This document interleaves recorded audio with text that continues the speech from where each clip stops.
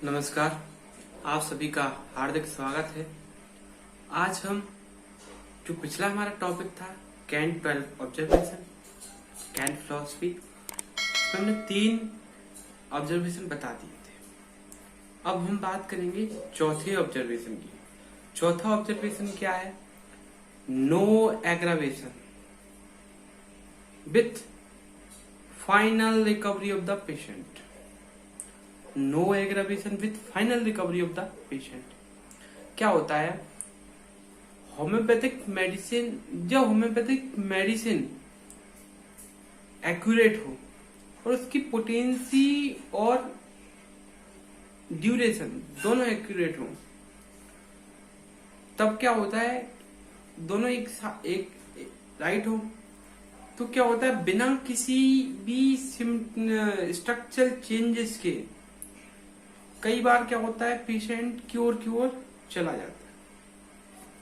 कुछ केसेस में ऐसा देखा गया है कि बिना किसी स्ट्रक्चरल चेंजेस के या बिना कोई डिसीज इंक्रीजमेंट के क्योर होता है। एक्यूट डिसीज में क्या होता है कि एक्यूट डिसीज में तो ये होता है कि क्योर हो गया और ड्यूरेशन कम होता है, तो क्योर एग्रावेशन इतना होता ही नहीं है और क्योर हो जाता है। लेकिन अगर क्रोनिक डिसीज की कंडीशन बन रही है या इस तरीके का माहौल जनरेट हो रहा है, तो वो उस कंडीशन में वो डाउटफुल केस हो जाएगा। ऑर्गेनिक चेंजेस या स्ट्रक्चरल चेंजेस नहीं होते हैं तो, और एक और चीज है इसमें, केवल नर्वस सिस्टम का इम्प्रूवमेंट होता है। तो नर्वस सिस्टम के इम्प्रूवमेंट की वजह से क्या होगा कि जो एक्सटर्नल चेंजेस हैं जिस वजह से डिसीज का जनरेशन हुआ, चूंकि स्ट्रक्चरल चेंजेस नहीं पाए जाते तो स्ट्रक्चर का या ऑर्गन से रिलेटेड कोई प्रॉब्लम नहीं आने वाली है। जो सुपरफिशियल नर्वस डिरेंजमेंट हुए थे या जो सुपरफिशियल डिरेंजमेंट हुआ था उनको वो सही कर देता है। अब प्रोग्नोसिस की बात करेंगे तो एक्यूट केस में तो ये गुड होती है और क्रोनिक केस में ये डाउटफुल होती है, क्योंकि क्रोनिक केस में बिना एग्रावेशन के किसी भी केस को समझना कि वो सही हो रहा है, ये एक बहुत बड़ा टास्क है। अब अगली बात ऑब्जर्वेशन नंबर 5 की। Observation number 5। अब नंबर 5 में क्या है? Ambulation comes first and aggravation comes afterward. Ambulation comes first and aggravation comes afterward. That a point to be noted. जब मेडिसिन देने के बाद पेशेंट में कुछ दिनों तक एम्ब्यूलेशन होता है, उसके बाद सिम्टम्स, उसके बाद जो सिम्टम्स हैं वो बढ़ते क्रम में या कहें कि एग्रावेट होंगे, एग्रावेट होते हैं, तो उस कंडीशन में हम क्या देखते हैं? जो केस की जो कंडीशन है वो कैसी है? इनक्यूरेबल। या जो मेडिसिन प्रिस्क्राइब की है वो कैसी है? सुपरफिशियल। क्योंकि एम्ब्यूलेशन पहले आ रहा है, उसके बाद एग्रावेशन हो रहा है। कहीं ना कहीं आपकी मेडिसिन सुपरफिशियल थी या पार्शियली एक्टिंग थी, तो उसने जितना एक्शन करना था उतना एक्शन कर दिया, उसके बाद कोई एक्शन वो करके नहीं ला रही है। दूसरी बात इस पे आती है कि जो आपने जो केस है वो इनक्यूरेबल हो सकता है। मान लो आपने रेमेडी सही सिलेक्ट किए लेकिन केस कैसा है? इनक्यूरेबल। तो उस कंडीशन में भी ये जो मेडिसिन हमने सिलेक्ट की है वो काम नहीं करती। और जो मेडिसिन का जो सिलेक्शन है वो अनफेवरेबल है। डायग्नोसिस की बात करेंगे, प्रोग्नोसिस की बात करेंगे, वो अनफेवरेबल है। और अब इसमें हमें करना क्या है? ऑब्जर्वेशन पे विशेष ध्यान देना है। दोबारा केस को ले, री एग्जामिन करें। जो सिम्टम्स छूट गए हैं या जो जिनकी वजह से केस की स्थिति या मेडिसिन को हमने सुपरफिशियल सिलेक्ट किया है जिस वजह से भी, उनको लो। उसके साथ क्या स्थिति जनरेट हो रही है उन सब को कलेक्ट करना है, कोई भी चीज छूटना नहीं चाहिए। इसके बाद सिमिलम रेमेडी सिलेक्ट करें। सिमिलम रेमेडी सिलेक्ट करने के बाद पेशेंट को दें, क्योर होगा। अब बात करते हैं हम अगले वाले ऑब्जर्वेशन की, 6 ऑब्जर्वेशन में क्या कहा है हमने, to short relief of the symptoms में शॉर्ट रिलीफ हुआ है। किसी भी क्रोनिक केस की बात करेंगे तो किसी भी क्रोनिक केस में फिजिशियन सिंगल फॉर्म में रेमेडी को देता है और क्या करता है, उसकी डोज धीरे धीरे इंक्रीज करता है, पोटेंसी धीरे धीरे बढ़ाता है। तो जो केस का इंप्रूवमेंट है वो धीरे धीरे आता है, लेकिन ये इंप्रूवमेंट अगर कुछ समय के लिए रहे, शॉर्ट टाइम पीरियड के लिए रहे, तो उस जगह पे क्या माहौल जनरेट होगा, जो कंडीशन क्या होगा, जो इंप्रूवमेंट हुआ है वो बाद में डिक्लाइन हो जाएगा। ये इस ऑब्जर्वेशन का मोटिव है। तो क्या करना चाहिए, फिजिशियन को कुछ जजमेंट लेने चाहिए कि जो पेशेंट ने मेडिसिन के एक्शन की बात की है या मेडिसिन के सिलेक्शन में जो बात हुई है, क्या कि मेडिसिन का जो एक्शन है कहीं उसको पेशेंट की पर्सनल जो वाइटल फोर्स है या पर्सनल उसकी एक्टिविटी है, या पेशेंट खुद मेडिसिनल एक्शन को रिग्रेट तो नहीं कर रहा है, खत्म तो नहीं कर रहा है, नष्ट तो नहीं कर रहा है। इस चीज के जजमेंट को भी फिजिशियन को ऑब्जर्व करना है या जजमेंट लेना है इस चीज के बारे में। क्या अल्कोहल का सेवन तो नहीं कर रहा है पेशेंट, कहीं केमिकल प्रोडक्ट या रासायनिक पदार्थों की टच में तो नहीं है, या अमोनिया के धुएं के संपर्क में तो नहीं है, और भी कई केमिकल प्रोडक्ट जिनके जो मेडिसिन के एक्शन को रोके, लाइक ऑब्स्टिकल करें, उनके बीच में तो नहीं आ रहे हैं, इनकी वजह से ये सब चीजें जनरेट हो रही है। तो इस इन्वेस्टिगेशन के बाद फिजिशियन के केस के रास्ते में जो केस किया है, उसने केस लिया है, उस रास्ते में क्या क्या ऑब्स्टिकल है, क्या क्या प्रॉब्लम है, उसको ढूंढना है। उसके साथ दोबारा केस टेकिंग लेना है, फिर सिमिलम सिलेक्ट करना है कि ऑब्स्टिकल है क्या, ये तो पता चले।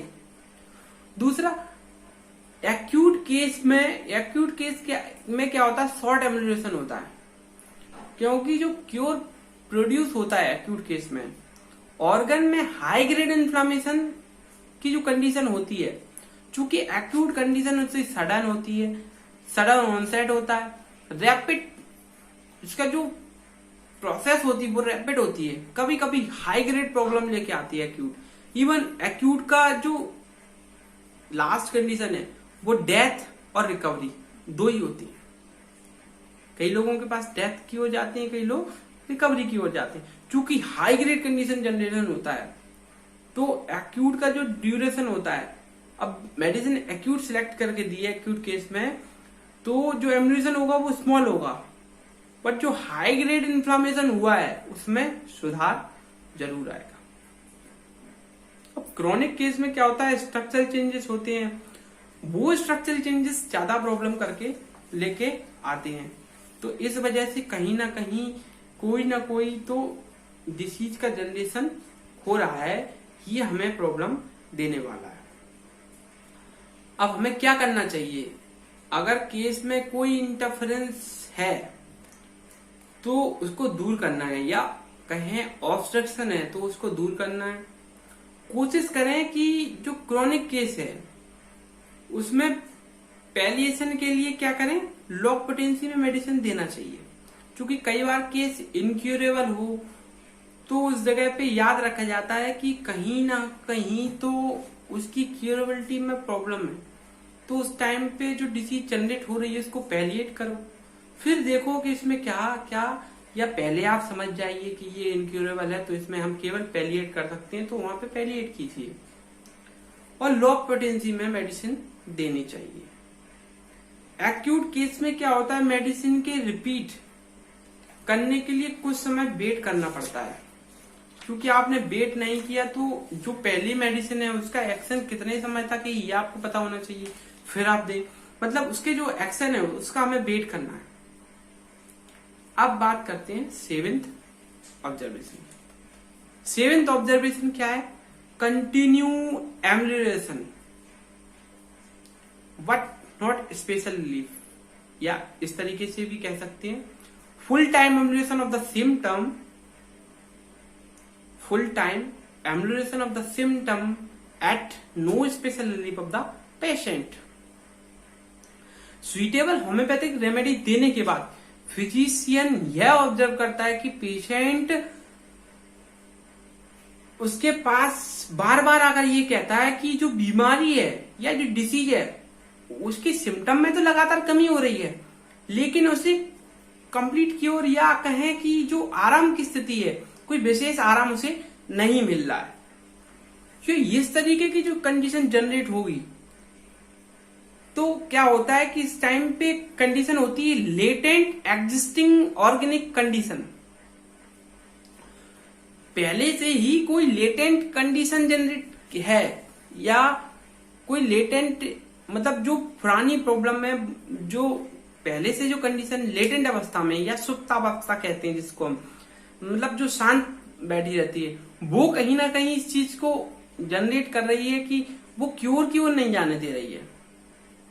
अब इस कंडीशन में क्या होता है कि जब क्योर की बात करते हैं तो मेडिसिन जो देते हैं वो पहले तो माहौल को जो उसका एनवायरनमेंट है उसको अनुकूल करता है क्योर के लिए, और लग रहा है कि केस इनक्योरेबल है तो पैलिएटिव मेडिसिन प्रिस्क्राइब करते हैं।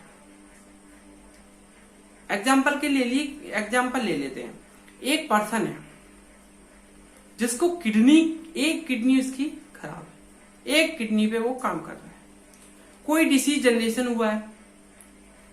अब हमने रेमेडी सिलेक्ट की तो इस जगह पे हमें इस चीज पे विशेष ध्यान रखना है कि वो किडनी को डैमेज ना करे, क्योंकि किडनी डैमेज होगी तो पेशेंट बहुत ही बुरी कंडीशन में जाने वाला है।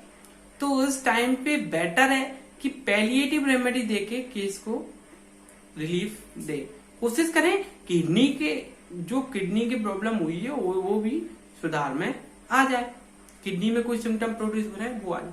ऐसी मेडिसिन प्रिस्क्राइब नहीं करना है जो पर्सन को डैमेज क्रिएट करे। अब बात करते हैं, अब इस कंडीशन में जो प्रोग्नोसिस होगी वो कैसी होगी?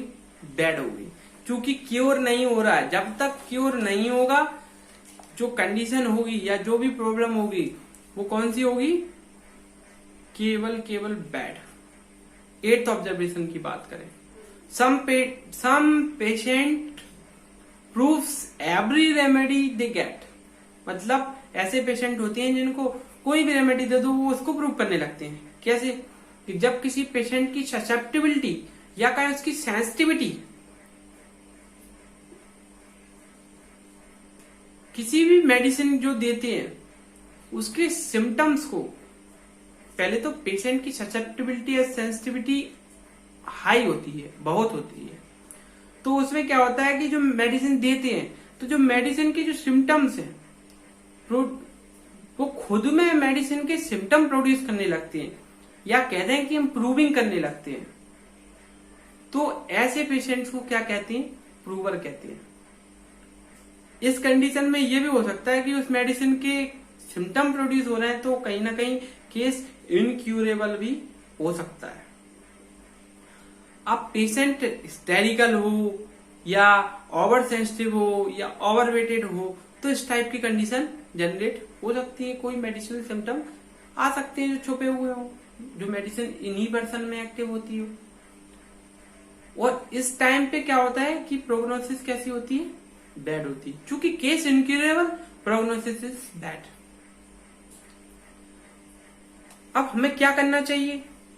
इस प्रकार के पेशेंट को सदैव या हमेशा लो पोटेंसी 32-200 में ट्रीटमेंट करना चाहिए। इस प्रकार के पेशेंट ड्रग प्रूविंग के लिए क्या होते हैं? यूजफुल होते हैं, क्योंकि इन पे क्या होता है, लो पोटेंसी में नए नए ड्रग्स की हम, या कोई पुराना ड्रग्स है जिसकी हमें रीप्रूविंग करना है, वो हम कर सकते हैं, जो सेंसिटिविटी को बता सके। अब बात करते हैं नाइन्थ ऑब्जर्वेशन की। नाइन्थ ऑब्जर्वेशन क्या है? Action of the medicine upon प्रूवर्स।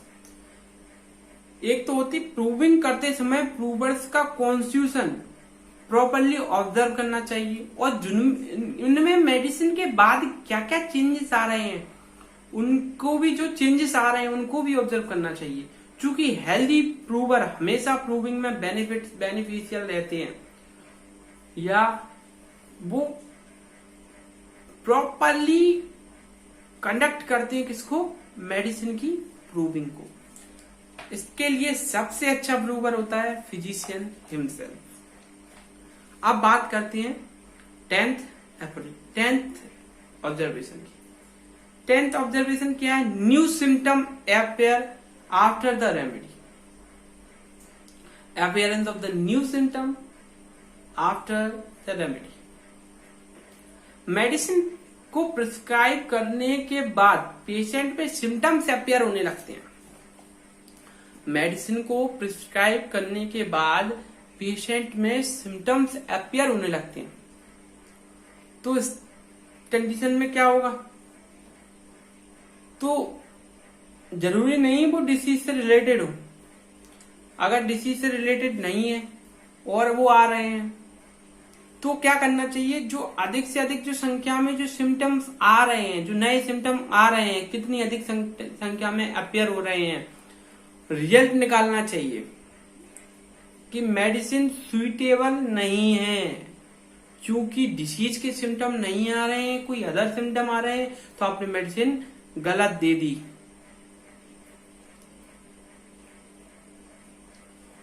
क्योंकि एक टाइम के बाद, कुछ समय बाद ये सिम्टम अपने आप चले जाते हैं, डिसअपियर हो जाते हैं, और पेशेंट अपनी ओरिजिनल स्टेट पे पहुंच जाता है, लेकिन उसमें कोई इंप्रूवमेंट नहीं होता। ये यह साबित करता है कि आपका जो सिलेक्शन है मेडिसिन का या क्योर का जो रिलेशन है वो सही नहीं है। अब हमें क्या करना चाहिए? पहले तो जो अनसुइटेबल रेमेडी दी है उसकी वजह से अगर कोई स्थिति जनरेट हो रही है तो उस चीज से हमें बचना चाहिए। यदि सिम्टम ज्यादा सीरियस नहीं है तो उनके डिसअपियर होने का इंतजार करना चाहिए, और अगर केस सीरियस है या लग रहा है सीरियस सिम्टम्स जनरेट हो रहे हैं, तो मेडिसिन को हैंड टू हैंड या तात्काल एंटीडोट करना चाहिए, और इसके बाद रीस्टेकिंग करें, सिमुलिमम मिलाएं, फिर उसके बाद मेडिसिन प्रिस्क्राइब करें। अब बात करते हैं 11th ऑब्जर्वेशन की। 11th ऑब्जर्वेशन क्या है? 11th ऑब्जर्वेशन की बात करें तो when old symptom observed to reappear, old symptoms appear after administration of the medicine। Medicine देने के बाद पुराने डिसीज के सिम्टम्स आने लगे जो पहले गायब थे, पहले डिसअपियर थे। इसका मतलब क्या है? मेडिसिन आपने सही सिलेक्ट की है, डायरेक्शन क्योर का है, डिसीज क्यूरेबल है, प्रोग्नोसिस गुड है। और इसमें मैं एक बात करूंगा हेरिंग्स लॉ ऑफ क्योर की। हेरिंग्स लॉ ऑफ क्योर क्या है? हेरिंग्स लॉ ऑफ क्योर की पहले डिसीज की डायरेक्शन समझे। Periphery to central direction of disease, lower to upper direction of disease, and least important to most important direction of disease, just opposite Hering's law of cure, central to periphery, upper to lower, और more important to या most important to least important is direction of cure और Hering's law of cure। पहले तो Hering's law of cure को समझे कि जो disease के जो सिम्टम अपेयर हुए हैं वो किस वे में हो रहे हैं, क्या प्रोसेस है उसकी, और इससे पेशेंट के हेल्थ में कोई लाभ है या वो रिकवरी के वे पर चल रहे हैं, इनको हमें नोट करना है। अब हमें करना क्या है, जो ओल्ड सिम्टम रीअपियर हुए हैं उनको जब हेल्थ की कंडीशन बेटर हो रही है और वो गायब होते जा रहे हैं, तब मेडिसिन को रिपीट नहीं करना है। पहली बात, मेडिसिन रिपीट कब नहीं करना है, जब सिम्टम रीअपियर हो रहे हैं और धीरे धीरे धीरे धीरे जाते जा रहे हैं। इस डायरेक्शन ऑफ जब डिसीज का जनरेशन होता है उसके अपोजिट डायरेक्शन में, लाइक क्योर की डायरेक्शन, तो उनको हमें छेड़ना नहीं है। और जो गायब नहीं हो रहे हैं या सिम्टम आके रुक गए हैं तो उस जगह पे हमें मेडिसिन रिपीट करना है, क्योंकि हमारी मेडिसिन जो सिलेक्ट है वो सही है, केस क्यूरेबल है, प्रोग्नोसिस इज वेरी गुड। तो ये ऑब्जर्वेशन बहुत अच्छा ऑब्जर्वेशन है, best for direction of cure. अब बात करते हैं 12th ऑब्जर्वेशन की। 12th ऑब्जर्वेशन क्या है, सिम्टम्स टेक रॉन्ग डायरेक्शन। जब मेडिसिन प्रिस्क्राइब करते हैं तो सिम्टम रॉन्ग डायरेक्शन में आने लगते हैं, या कहें हेरिंग्स लॉ ऑफ क्योर के अपोजिट, या डायरेक्शन ऑफ डिसीज। जैसे कि एग्जांपल देखो, जैसे एक पर्सन है रूमेटिक कंडीशन को लेके बैठा है, रूमेटिक कंडीशन जनरेट हो रही है, तो रूमेटिक अर्थराइटिस स्पेशली। अब रूमेटिक अर्थराइटिस को हम सही करने गए, मेडिसिन दी, और वो रूमेटिक हार्ट या एंजाइना पेक्टोरलिस या हार्ट से रिलेटेड कोई सिम्टम जनरेट करने लगा, तो मेडिसिन जो सिलेक्ट है वो गलत है